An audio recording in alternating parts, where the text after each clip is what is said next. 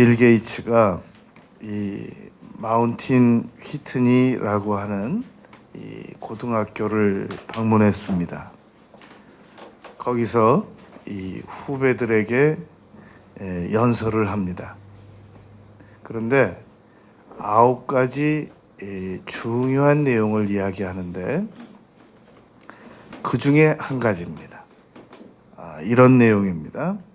여러분들이 이제 졸업을 해서 세상을 나가게 되면 다른 사람들이 여러분들에 대하여 뭐 이렇다 저렇다 많은 평가를 할 것이고 뭐 여러 그 요구들이 많을 것인데 가장 결정적인 것은 핵심은 여러분이 무엇을 성취했느냐라는 질문입니다. 그러니까 뭐 다른 얘기들은 다 표면적인 얘기고 당신이 지금 뭘 성취했느냐 태어나서 지금까지 거기에 관심이 있는 거고 거기에 질문이 있는 거지 사람들은 다른 것에는 관심이 없다 라고 이 빌 게이츠가 후배들에게 아주 결정적인 강연을 했습니다. 이 피터 드러커는 전 세계 경영학의 아버지다라는 별명을 가지신 분이십니다. 그런데 이 피터 드러커께서도 이제 지금은 고인이 되셨습니다만 원래 신학도입니다. 이분은 그러다가 경영학자로 변경했는데 아주 모든 가르침이 신앙적인 분입니다. 그런데도 무엇이라고 말하느냐면 사람은 성격이 좀 부족하고 여러 가지로 좀 이렇게 다른 사람들을 보기에 못난 부분들이 좀 있어도 업적, 성취에 신경을 써라 라고 이야기를 했습니다. 그러니까 세상에서 뭔가 이루어 놓고 가라. 이렇게 왔다 이렇게 그냥 가지 말고 뭔가 이루고 가라 라고 이야기를 했다는 겁니다.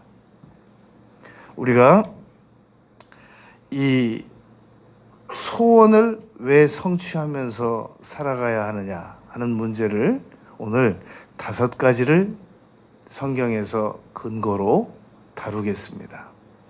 첫 번째는 사람은 소원을 성취하면서 살아가야 기쁩니다.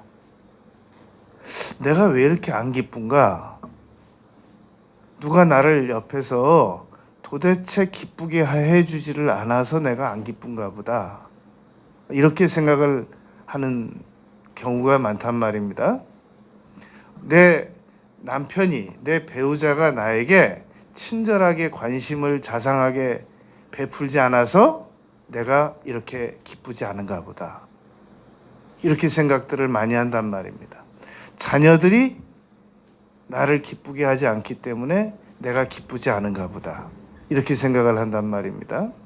그런데 성경에서는 왜 안 기쁜 이유를 소원을 행하지 않고 있기 때문에 소원을 성취하지 못하고 있기 때문에 기쁘지 못하다 라고 이야기를 하고 있단 말입니다. 잠언 13장 12절에 보면은 소망이 더디 이루어지면 그것이 마음을 상하게 하거니와 그랬습니다. 구약 성경에 보면 이스라엘 백성들이 길로 인하여 마음이 상했다. 출애굽시에 그렇게 기록을 해두었지 않습니까?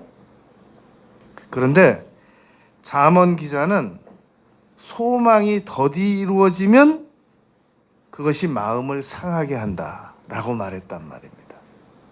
그러니까 우리 마음속에 기쁨이 없거든 주변의 여러 환경적인 여건들을 우리가 손꼽게 됩니다.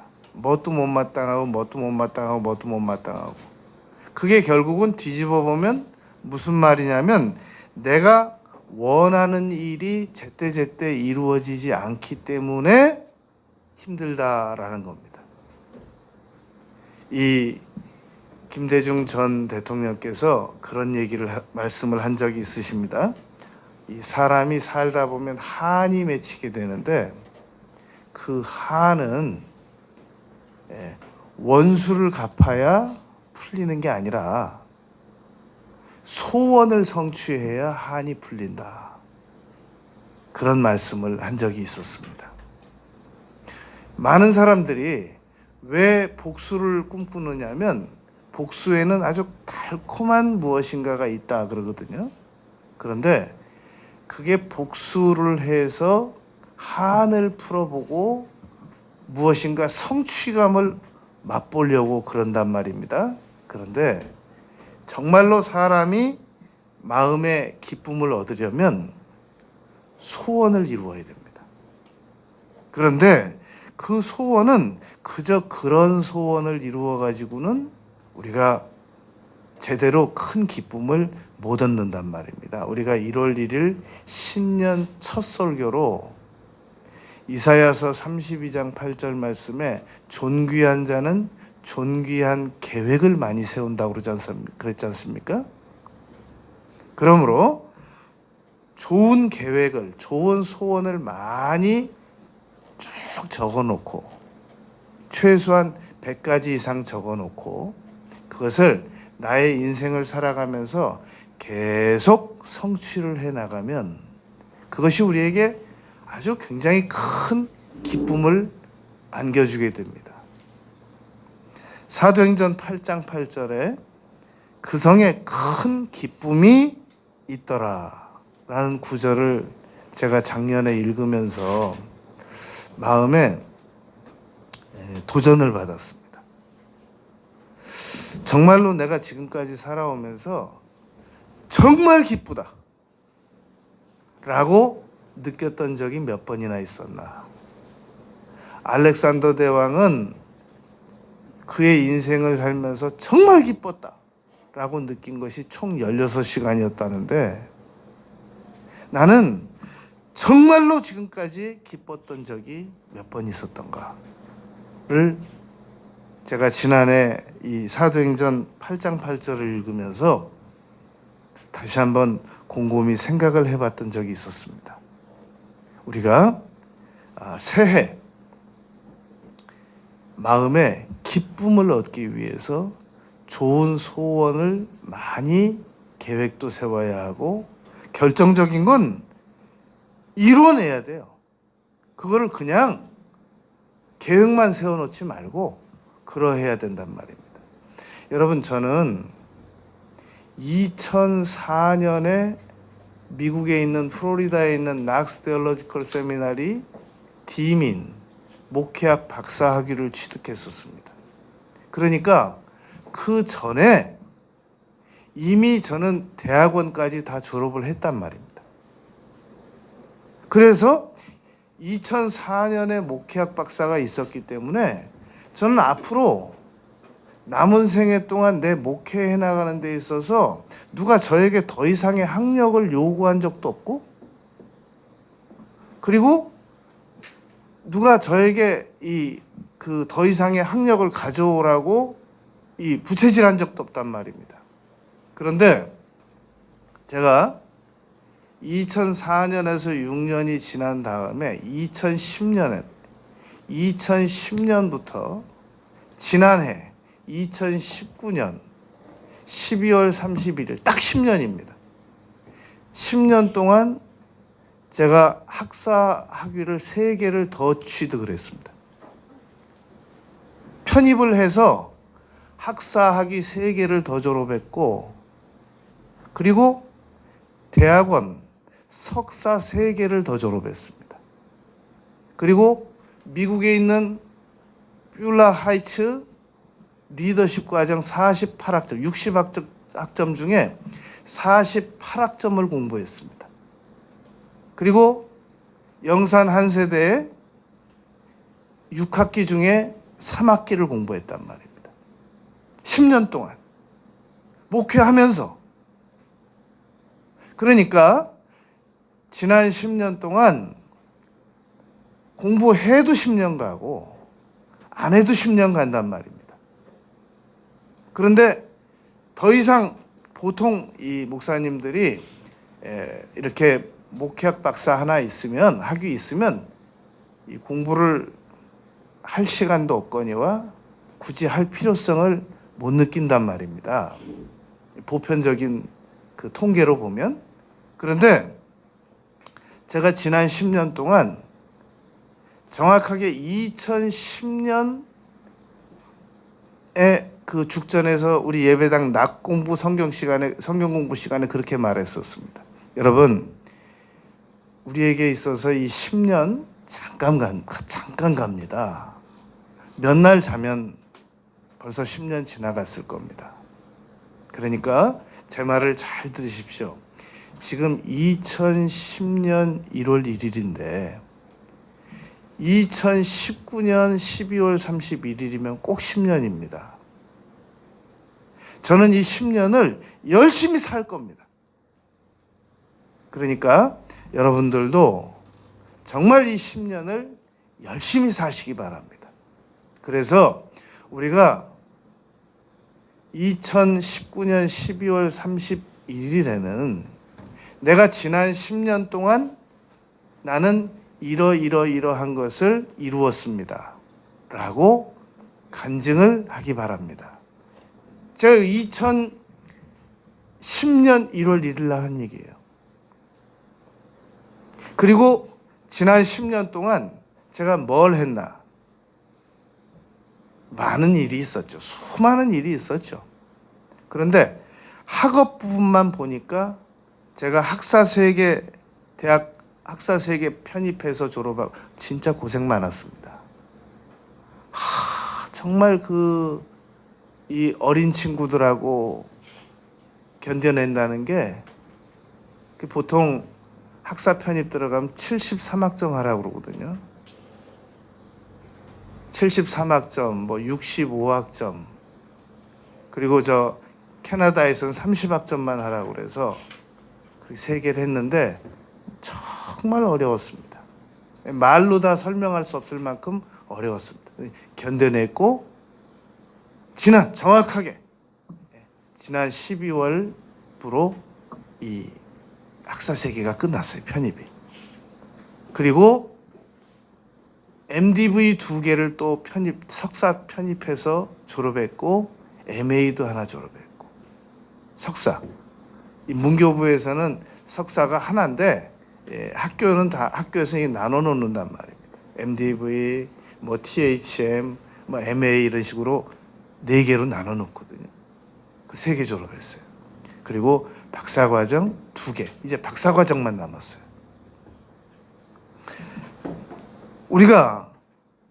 그래서 이제 제가 2020년이 시작되면서 1월 1일 날 생각을 했어요. 그러면 이제 2020년 1월 1일부터 2029년 12월 31일도 잠깐 갈 거다. 이 10년도. 그러면 나는 이제 2020년 1월 1일부터 2029년 12월 31일까지 무엇을 할 것인가? 제일 먼저 세운 계획이 이제 학업은 지난 10년간 충분히 했으니까 이제 이번 10개년 동안은 기도와 전도를 집중적으로 노력할 것이란 말입니다. 기도 계획을 먼저 세웠어요. 기도 계획을 세웠는데 누가 들으면 말도 안 되는 계획을 제가 세워봤어요. 한 달에 하루에 방언으로만 7시간씩 기도하는 계획을 세웠어요. 그런데 한 달 31일을 하루에 방언으로 7시간씩 계속 기도만 하고 있으면 다른 일을 못 하잖아요. 그래서 한 달마다 21일은 무조건 하루에 7시간씩 방언으로 기도하고, 우리말로 기도하는 거 말고 순 방언으로만 20하루 동안 21일 동안 한 달 중에 21일은 무조건 방언으로 하루에 7시간씩 한다. 그리고 우리말로 하는 건 이제 부수적으로 한단 말입니다. 그렇게 해서 12달을 모아보고 그렇게 해서 12달을 10년을 곱해봤더니 10년 중에 2년이 기도하는 시간이더라고요. 방언으로만. 이게 10의 2조예요. 제가 저는 하고도 남을 사람이에요. 제가 한다고 입으로 시인하면 제가 합니다. 지난 통계를 내볼 때 저는 할 사람이에요. 제가 2029년 12월 31일 날 여러분들에게 고백할 거예요. 내가 2020년 1월 1일 날 매일같이 한 달에 21일은 방언으로만 하루에 7시간씩 기도하기를 계획을 세웠었습니다. 그때 다 계산을 해보니까 다시 이제 예배 끝나고 다시 해보려고 그래요. 얼른 제가 그 계산기로 해보니까 그랬었어요. 새벽에 기도하다 1일 날 2029년 12월 31일 가면 요대로 한 달에 21일씩 7시간씩 기도를 하면 2년이 방언으로 기도하는 거예요. 2년, 10년에 2년 할 거예요. 그리고 남은 시간 전도할 거예요. 박사과정 2개 그건 아주 그냥 부수적으로 해나갈 수 있어요. 내가 지난 10년 동안 한 학기에 최고 많이 공부한 기록이 67학점을 공부했어요. 한 학기에. 그러니까 내가 지난 10년 동안 공부하다가 정말 비난도 많이 받았고요. 누가 언제 우리 목사님한테 우리가 공부하라고 그랬습니까? 얼마나 어려움이 많았나 몰라요. 후일에 나중에 언제 기회 있으면 어떤 어려움이 있었는지 다 얘기하겠지만 이제 지나갔어요. 그런데 왜 그러면 내가 그런 계획을 세우냐? 기뻐서. 기쁘단 말입니다. 전 그게 기뻐요. 어제 제가 아침 10시부터 7시간을 방언으로 기도하려고 그러면 몇 시야? 10시, 11, 12, 하나, 둘, 셋, 넷, 다섯 7시간이잖아요. 5시까지, 오후 5시까지. 12시 돼가지고 잠깐 1시간, 그건 치지도 않고, 그거는. 그 이후에 그건 치지도 않고, 오후에 기도할 거 그런 건 치지도 않고, 어제 아침 10시부터 오후 5시까지 7시간 동안 계속 방언으로 기도했어요. 그러니까 이게 탄력이 받으니까 잠깐 일어나서 저기 가서 가져오는 것도 귀찮아요. 그 시간도 아까운 거예요. 내가 지금 이 시간, 저기 갔다 올 시간이면 몇 분 동안 기도를 할 것인데, 여러분, 우리가 직장 다니는 분들 가운데서 목표가 진급이고 목표가 월급인 분들이 있어요. 한번 잘 생각해 보세요. 직장을 왜 나가세요? 진급하러 나가세요? 월급 받으러 나가세요? 진급하고 월급 받아서 뭐 할 건데요? 집에 와서 사랑하는 관계성자들 먹이고 입히려고 나가는 거잖아요. 지금 잊어버렸어요, 그거? 여러분, 우리가 사랑의 관계성자들 먹이고 입히는 일에 쓰임 받지 않을 거면 뭐하러 힘들게 돈 벌어요? 그냥 편하게 살지. 저 배낭 하나 들고 저 전 세계 여행이나 하면서 편하게 살지. 뭘 그렇게 힘들게 아침부터 나가서 저녁까지 일해야 돼요?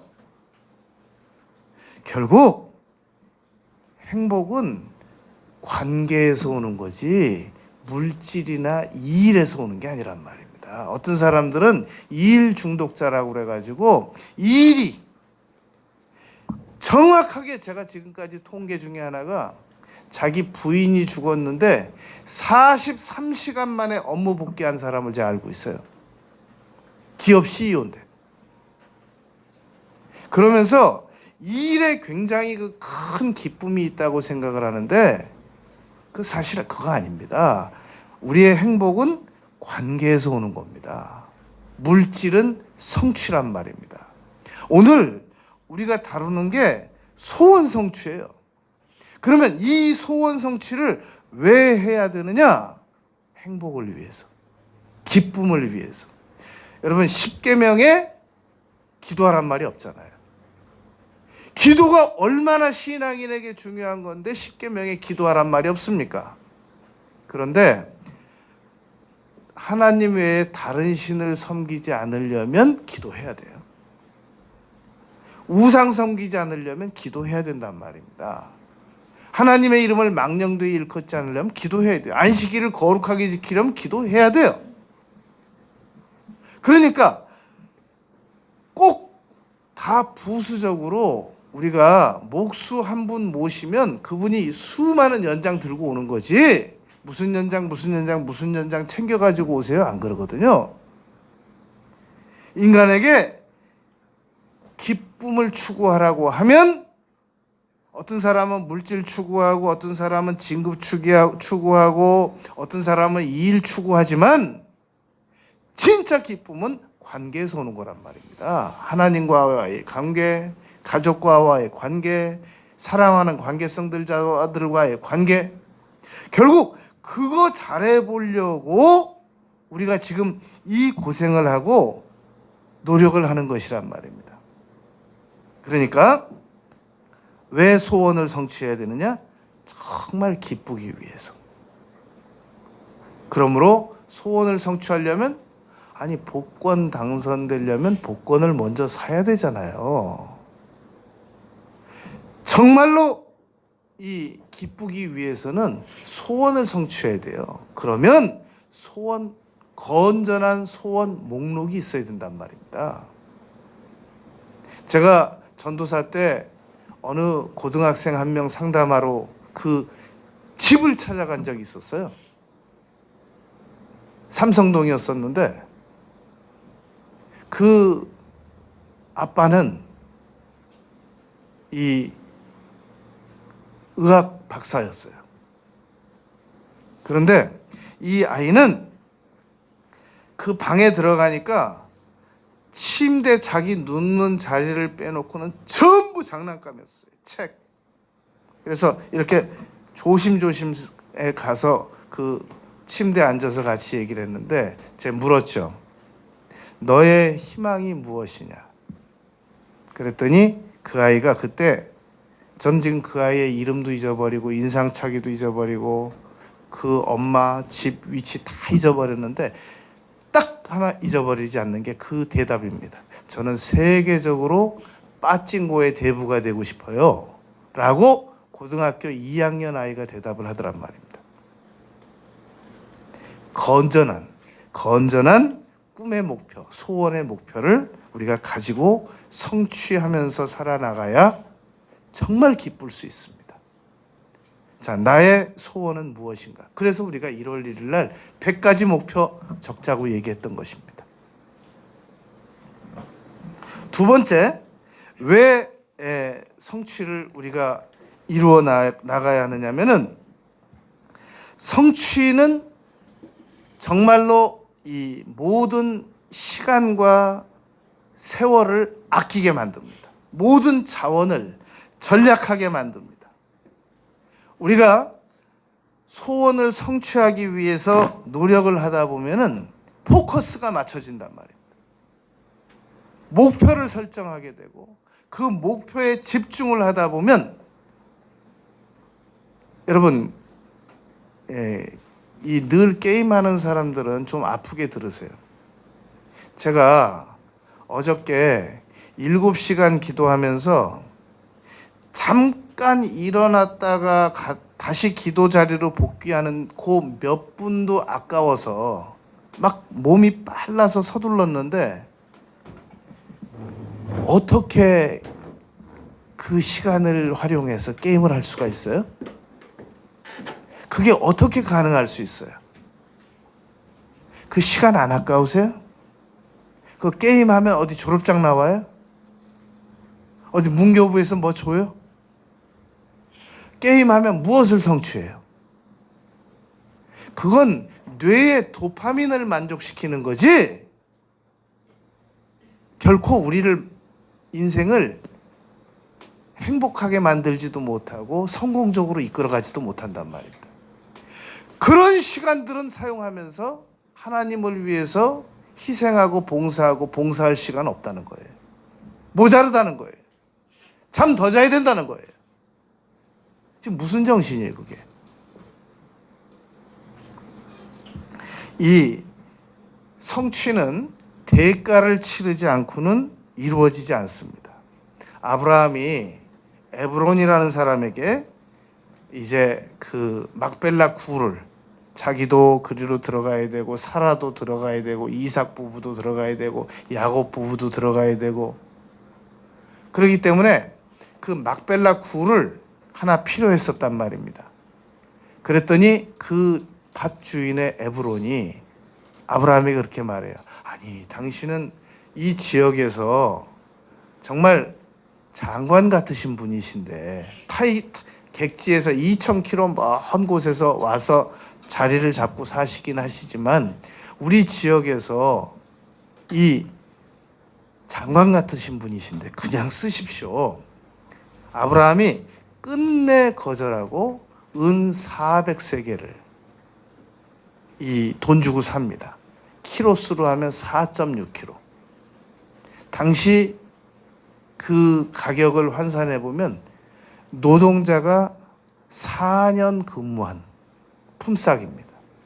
만약에 그 노동자가 1년에 2,500만 원씩 번다고 하면 1억입니다. 그 1억에 해당되는 그 땅을 그냥 쓰시려는데 아브라함이 허리를 굽혀가면서 말합니다. 아니라고.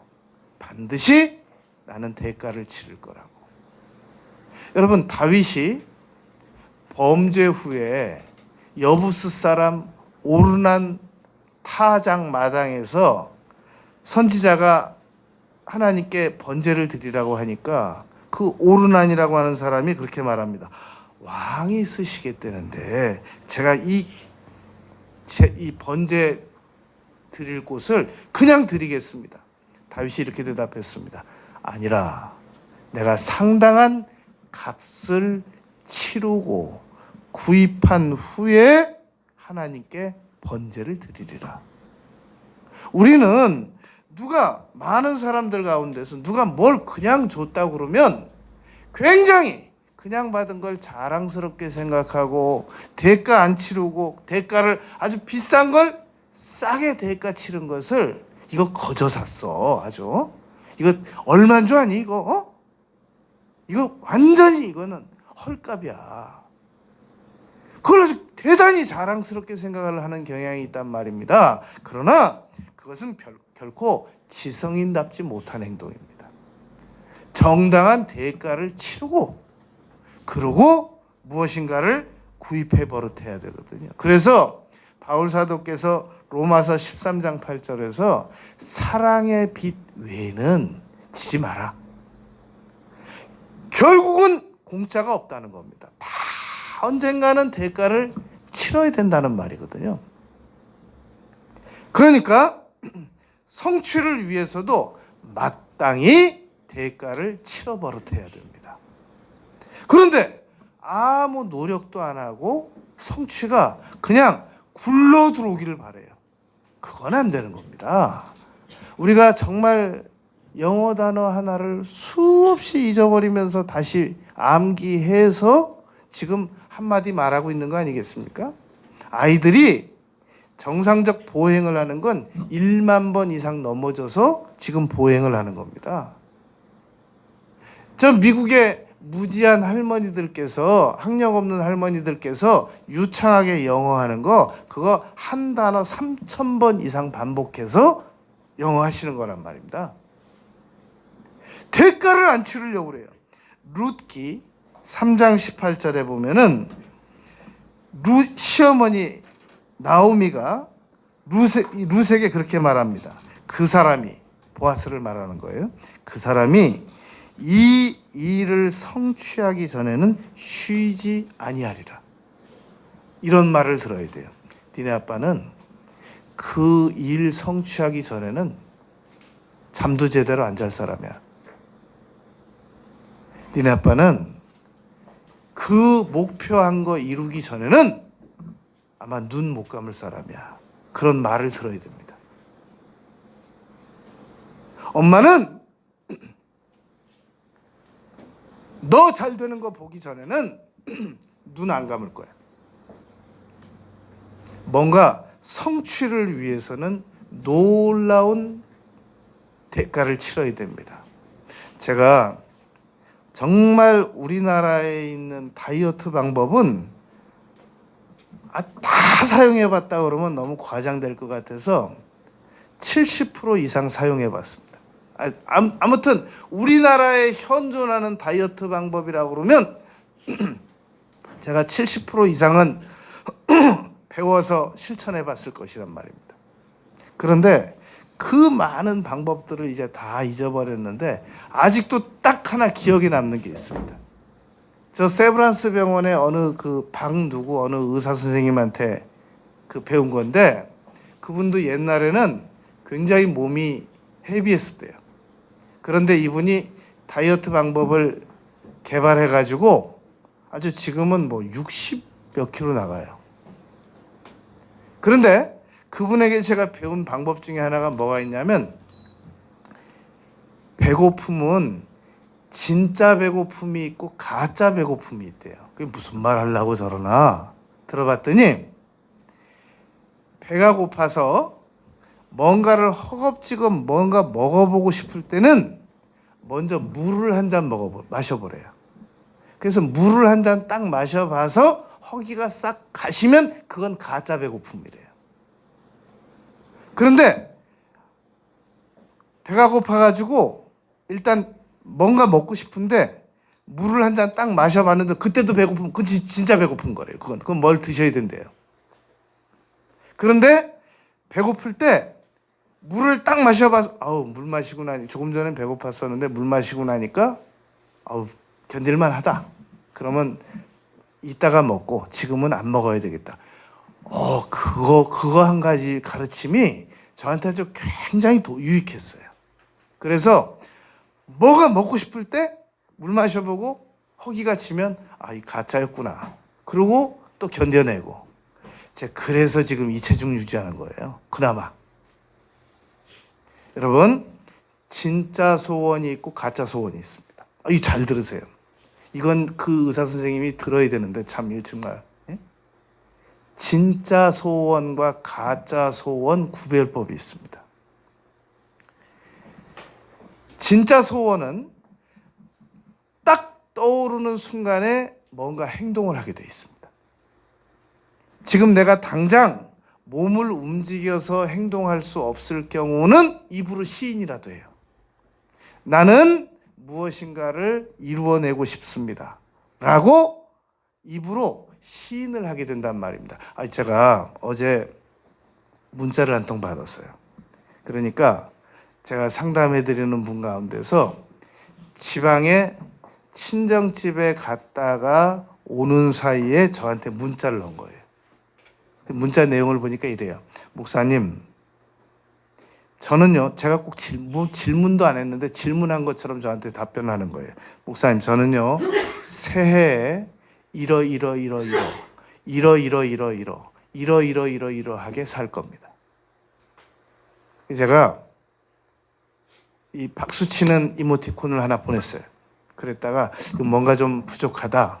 그래 다시 카톡을 넣었습니다. 집사님은 반드시 할 수 있습니다. 그리고 엄지척을 다시 이모티콘하고 합해서 보냈어요.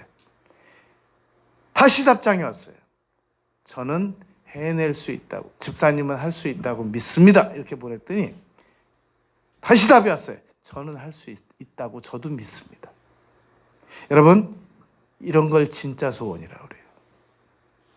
지금 그분이 지방에서 친정집에 갔다가 집으로 가는 순간에 마음에 소원이 온 거예요.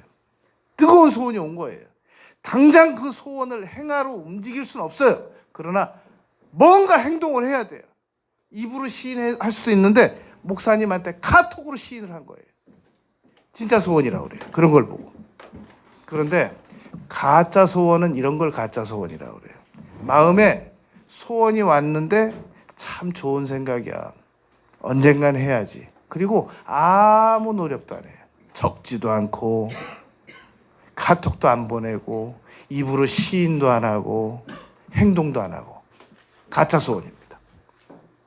게으른 자의 소원은 게으른 소원입니다. 그런 소원은 아무것도 성취를 해낼 수가 없습니다. 그러므로 여러분, 우리가 진짜 소원을 가지자는 말입니다. 이사야서 62장 7절에 보면 여호와께서 찬송을 받게 하시기까지 그로 쉬지 못하시게 하라. 하나님을 그냥 가만히 두지 말자, 그 말입니다. 잠언 13장 19절, 소원을 성취하면 마음에 달아도, 마음에 달대요. 그런데 미련한 자는 악에서 떠나기를 싫어한대요. 잠언 13장 19절에서 소원을 성취하면 달다. 아까 잠언 13장 12절에서 뭐라고 그랬어요? 소망이 더디 이루어지면 그것이 마음을 상하게 한다. 7절 더 가서 19절에서 소원을 성취하면 마음에 단대. 그런데 미련한 자는 악에서 떠나기를 싫어한대요. 불필요한 습관에서 빠져나오기를 싫어한다는 말입니다. 세 번째, 우리가 소원 성취를 더 잘하기 위해서는 팀워크를 갖추어서 노력할 때 소원 성취가 더 잘 이루어집니다. 한번 잘 생각해 보세요, 여러분. 자, 잘 들어보세요. 무인도에 침팬치 한 마리와 사람 한 명이 도착했습니다. 누가 더 생존을 잘할까요?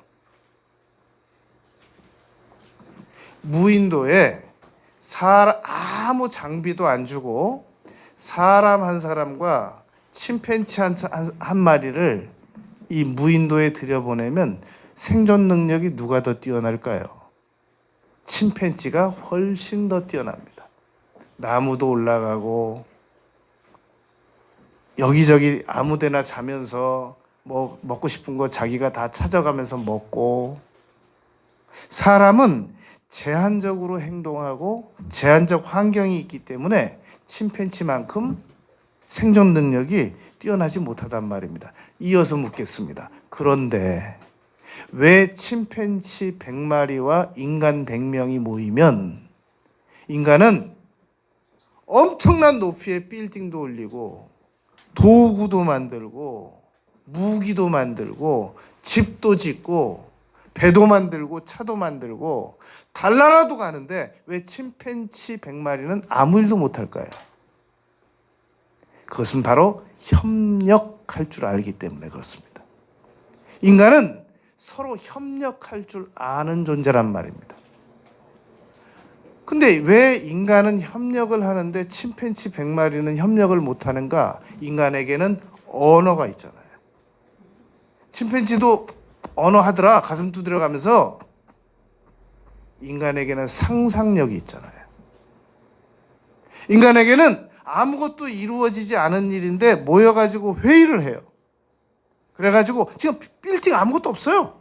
근데 얘기해요. 우리 여기다가 막대기로 금 거놓고 여기다가 빌딩을 올리고 몇 층에 뭘 쓰고 몇 층에 뭘 쓰고 몇 층에 뭘 쓰고 엘리베이터 만들고 여기다 주차장 만들고 그러면 사람은 다 고개를 끄덕끄덕 가능하지? 가능하지. 침팬지는 그게 안 된단 말입니다. 협력, 이 원리를 그대로 우리 개인에게 적용시켜보자는 말입니다. 나 혼자 이리 뛰고 저리 뛰고 동분서주해서 뭔가를 이루어내는 걸 더 많이 소원을 성취할 수 있겠습니까? 협력을 받을 수 있겠습니까? 제가 어느 그 변호사님이 지금은 연로하신 분이신데 그분이 쓴 책을 한 권 읽어봤어요. 그분이 사법고시와 행정고시 2개를 패스하신 분인데 거기 책에 이렇게 써놨어요. 사법고시를 합격하려면 반드시 3가지 조건이 최소한 따라줘야 된대요. 첫째, 일단 등록금이 있어야 된대요. 둘째, 체력이 돼야 된대요. 셋째, 최소한의 IQ가 있어야 된대요. 그분이 그렇게 IQ가 높은 분이 아니에요. 그분이 사시도 패스하고 행시도 패스했는데 세월이 많이 지나가서 어느 날 토플 시험 보러 갔어요. 313개 맞고 왔대요. 그분이 그렇게 기억력이나 그런 게 뛰어난 분이 아니에요. 그런데도 불구하고 어떻게 사시를 패스했느냐? 절에 들어가서 공부할 때 그 어머니가 밥을 날랐어요. 그 먼 길인데 머리에다 이고 날랐어요. 그런 도움 다 받아가면서 사시 패스했단 말입니다. 오프라 윈프리에 대한 작가가 이렇게 책을 써놨어요. 만일 오프라 윈프리가 주차장에 자기에게 온 사람에게 주차장에 나가서 차 다 세워주고 자기에게 찾아온 사람 커피 다 대접하고 그러고 인터뷰를 하면 얼마나 능률이 떨어지겠느냐. 그러니까 오프라 윈프리는 인터뷰하는 일만 하고 나머지 일들은 돕는 사람들이 돕고 위임 처리가 돼야 된단 말입니다. 협력. 그렇기 때문에 우리가 소원 성취는 팀워크를 갖춰서 노력할 때 훨씬 더 능률이 오른단 말입니다. 잠언 20장 18절 경영은 의논함으로 성취하나니 지략을 베풀고 전쟁할지니라. 그래서 자꾸 도움을 받아서 소원을 성취해 버릇하는 게 좋습니다.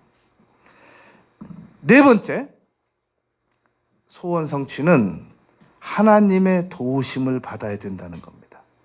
야고보서 1장 15절에서 지혜가 부족하거든 후히 주시고 꾸짖지 아니하시는 하나님에게 구하라.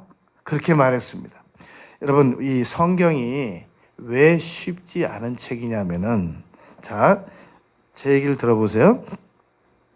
국사책은 그냥 한 나라의 역사책은 그냥 사건 중심으로 쭉 돼 있어요. 몇 년도에 무슨 일이 있었고 무슨 사건이 있었고 무슨 사건이 있었고 무슨 사건이 있었다. 너무나도 많은 분들이 성경책도 창세기부터 계시록까지 무슨 일이 있었고 무슨 일이 있었고 무슨 일이 있었고 이 사건 중심의 전개로 안단 말입니다.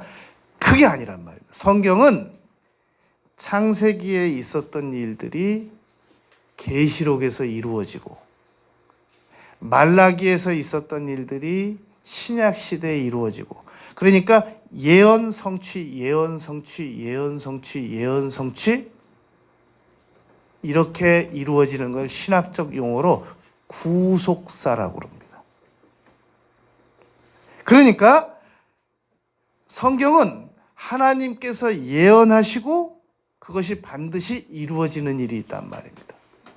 그러니까 우리가 무엇인가를 성취할 때는 하나님께로부터 메시지를 받아야 돼요. 그걸 레마 메시지라고 합니다. 하나님, 제가 이런 일을 이렇게 하고 싶은데 뭐가 필요할까요? 노아에게 방주 지어라 이렇게 한 게 아니라 준비해서 120년 걸렸다 그러잖아요. 항상 성경은 예비하는 시간이 있고 성취되는 기간이 있단 말입니다. 세상 일은, 내가 하고 싶은 일은 내가 알아서 그냥 하면 되지만 하나님께서 나를 통해서 하시는 일은 반드시 예언이 있고 성취가 있습니다. 그래서 우리가 무슨 일을 할 때 항상 하나님의 뜻을 미리 여쭙고자 하는 이유가 바로 거기 있단 말입니다. 이게 30년 후에 어떤 일이 어떻게 상황이 새롭게 다가올지 모르기 때문에.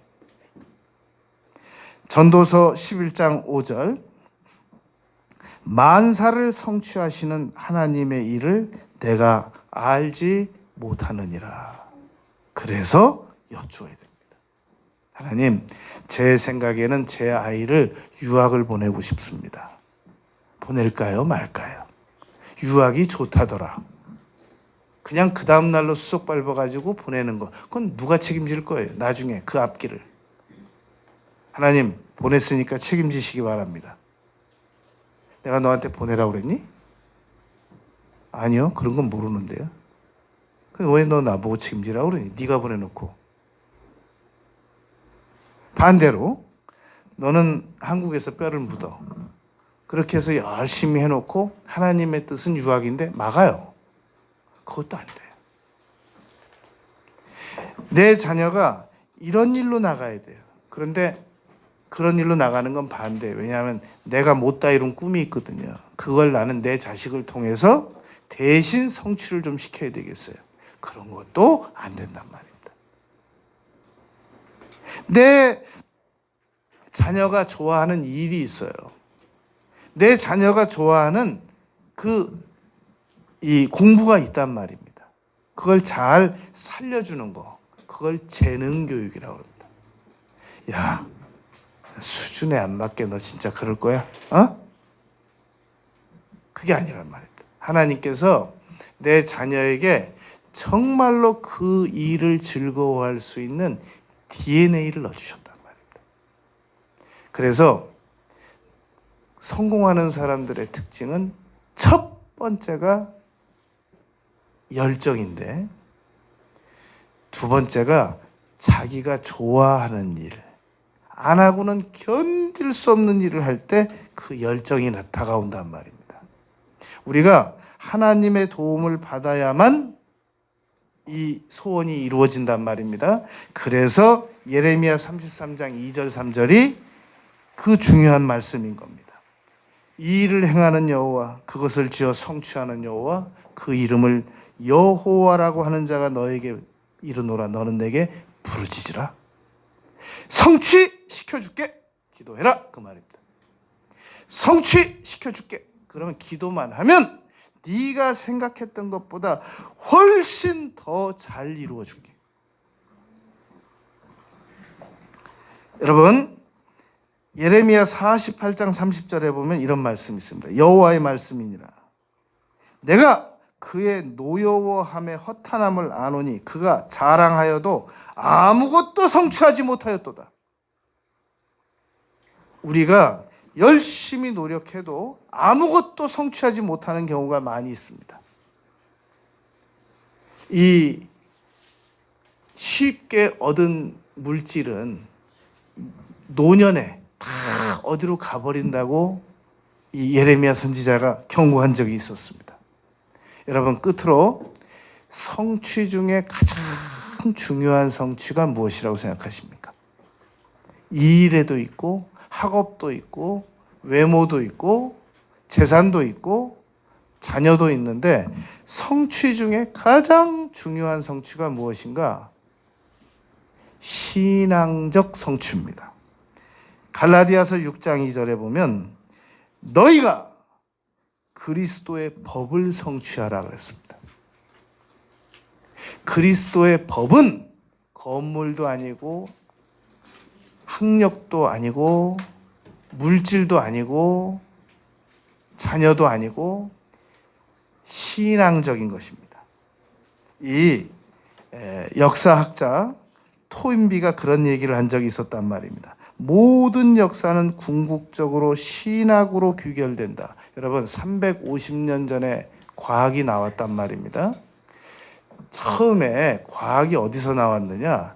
신학에서 철학도 나오고 신학에서 과학도 나오고, 그래서 350년 전에는 다 과학이 신학 안에 있어. 그래서 옛날에 우리 막 벤자민 프랭클린 같은 분들, 옛날에 이 신학으로 유명한 어거스틴 같은 분들은 이분은 도대체 신학자야, 과학자야, 철학자야, 모르는 게 없어 라고 생각을 하는 이유는 옛날에 신학 안에 철학도 과학도 다 들어있었기 때문에 그랬단 말입니다. 그걸 이제 세분화시키는 거죠. 심리학도 경영심리학, 인지심리학 다 이렇게 세분화시키는 것처럼 이걸 신학에서 과학 빼내고 신학에서 철학 빼내고 분리를 세분화시켜 나가고 있단 말입니다.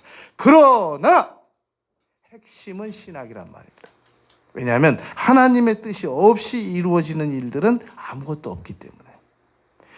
그래서 그리스도의 법을 우리가 성취해야 된단 말입니다. 저 사람 돈은 참 많이 벌었는데 건강은 참 하나님이 축복을 안 해주셨어. 아주 병원에 그냥 30년째 저러고 있어. 그런 분들이 있거든요. 저분은 건강한 축복을 받았는데 참 물질적인 축복은 하나님이 못 받았어. 저분은 지식적인 축복을 받았는데 저분은 물질적인 축복은 못 받았어. 어거스틴이 신국론에서 이런 얘기를 했습니다. 그러기 때문에 모든 사람을 어느 한 단편적으로 이룬 것만 가지고 존경하는 것은 옳지 못하다. 셰익스피어가 그랬단 말입니다. 모든 사람을 존경하라. 양심에 손을 얹어 보세요.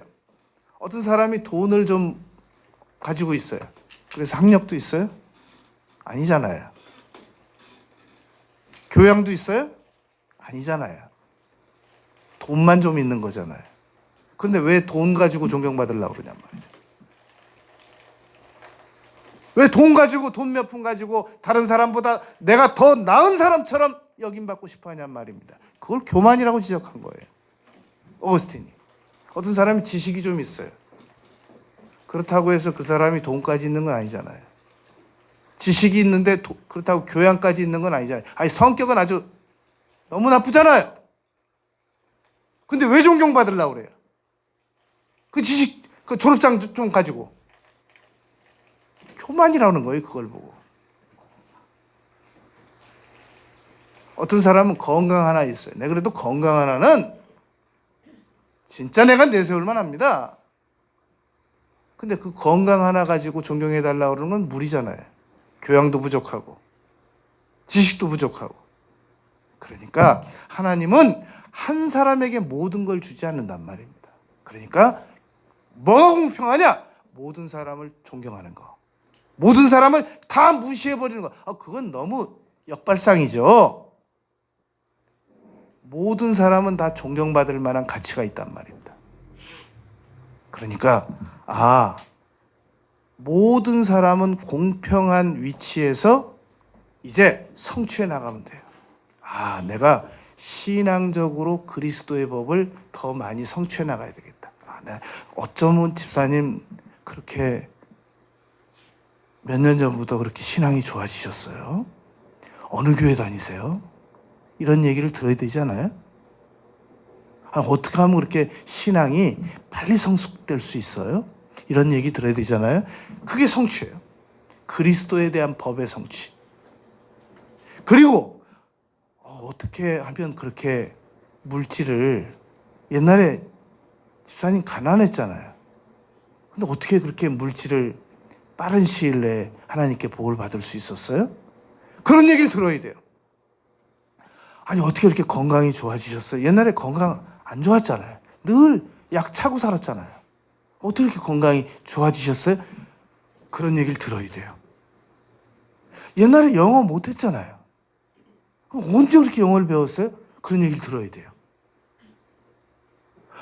옛날엔 별로 안 예뻐졌잖아요. 언제 그렇게 뜯어고치셨어요? 그건 아니에요. 그건 아니에요. 그건 아니에요. 예? 여러분, 신년에 소원 성취 많이 하면서 살아가는 우리 모두가 되시기를 바라겠습니다.